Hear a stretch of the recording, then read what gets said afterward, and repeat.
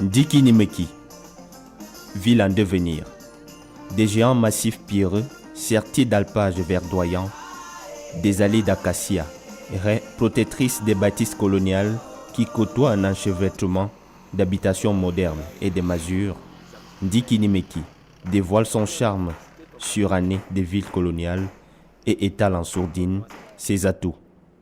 250 km environ de la capitale Yaoundé, elle fait partie des plus anciennes unités administratives de ce pays. Un vieil arrondissement qui date du 19e siècle. Mais on peut dire 1885 avec l'arrivée des colons allemands qui sont arrivés en venant de la côte du littoral de Douala. Ils sont descendus la conclave de la forêt équatoriale pour atteindre le sud. Ils se sont donc arrêtés à Malagne. Malagne qui est situé à une dizaine de kilomètres du centre. C'est un site stratégique. Étant là-bas, c'est le sommet le plus haut de l'arrondissement. Vous voyez même jusqu'à Banganté, vous voyez Bafia. Donc c'était le premier site où les colons allemands s'étaient installés. Leur commandement. Au début de la Première Guerre, 1914-1918, les Allemands sont donc battus par les Français.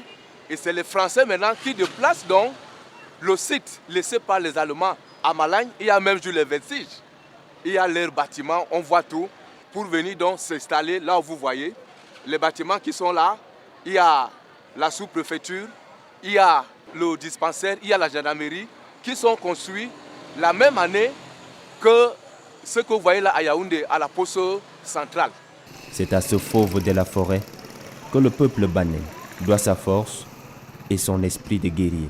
Ce lion derrière moi qui est debout, l'effigie des forces armées vient du Mounen, le roi Manumben qui a combattu les Allemands, et par rapport donc à la force qu'il avait de l'invincibilité, on lui a donc donné le nom du lion banen, d'où cette effigie même des forces armées et le nom de l'équipe nationale qu'on appelle les lions indomptables.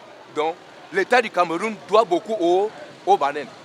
De l'eau a coulé sous le pont, pour ne pas sombrer dans les réminiscences cancérigènes d'un passé glorieux. Aujourd'hui, Ndikinimeki est contrainte de se repenser, se reprofiler, profiter de ses atouts pluriels pour impulser une nouvelle dynamique à son développement. Avec l'avènement de la décentralisation, nous nous projetons pour qu'on construise un Ndikinimeki nouveau. Vous ne pouvez pas vous développer si les enfants à l'école ne peuvent même pas lire. Tous les villages de Ndokbanya et Londres, nous allons nous battre pour que cette année soit électrifiée. Nefand, Nomena soit électrifié. Boutourou 1, Boutourou 2, tous les derniers villages qui sont restés non électrifiés, Nomale et Ndokson. Pour moderniser une ville, il faut la développer sur tous les cas. La ville étale fièrement son cosmopolitisme, accueillant tous les facettes venus des quatre coins du Cameroun et d'encore plus loin. Je suis natif de l'Ouest. Depuis 8 ans ici, c'est Ndiki. Bon, et voir moi dans la ville de Ndiki, ça me convient. Parce que quand vous êtes déjà quelque part, quand ça vous accepte, il faut aussi vous battre. Bon, je me bats comme d'habitude. Je suis ici là depuis 8 ans. Je suis né en Kouti.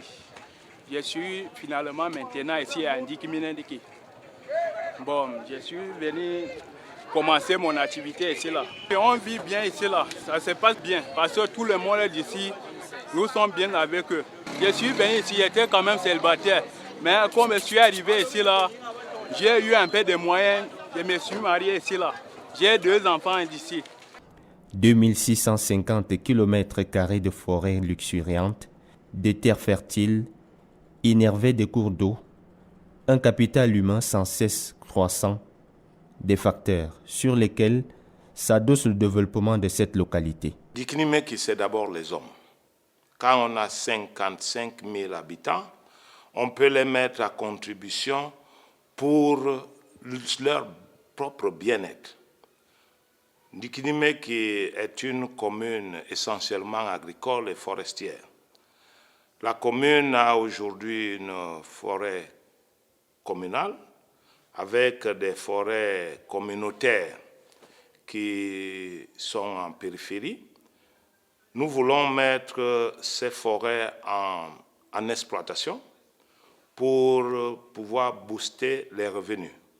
En même temps que nous disons que les populations Ndikinimeki sont une population travailleuse. On y trouve des agriculteurs de cacao, de café, de bananes et tout le reste. Ndikinimeki paraît pour un nouveau départ où étrangers et autochtones mettent tous la main pour poser chacun une pierre durable à ce processus d'émergence.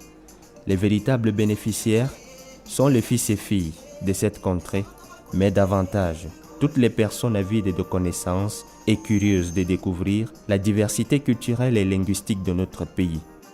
Pour vos prochaines escapades, et si Ndikinimeki était votre prochaine destination.